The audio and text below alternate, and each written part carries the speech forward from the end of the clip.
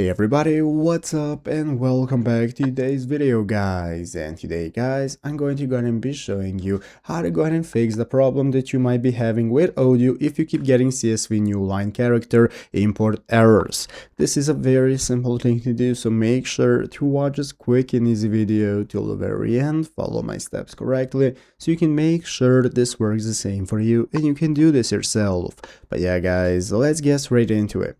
So the first thing we want to do is to go ahead and open up the official Odoo website right here, odoo.com, if you have not already. So if you do not already have it opened up, go right there, and from here it's going to open up this main page. From the main page in the upper right corner, we can get started logging in.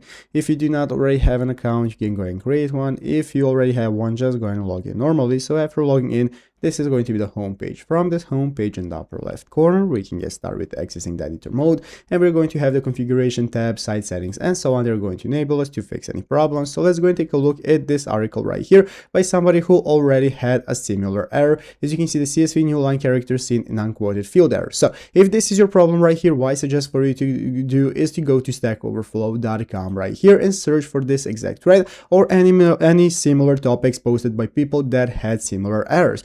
As you can see in the results page right here, we have tons of people who are familiar with Odoo or who are developers explaining what the problem is and how they can get started fixing it. So you can find your site settings right here to open up your menu editor, HTML and CSS editor, everything you need to get started following this step by step and fixing it for yourself. And this is your best choice with this thread right here. So I hope this video was helpful. If it was, make sure to leave a like and subscribe to the channel. Thanks for watching. Take care and bye.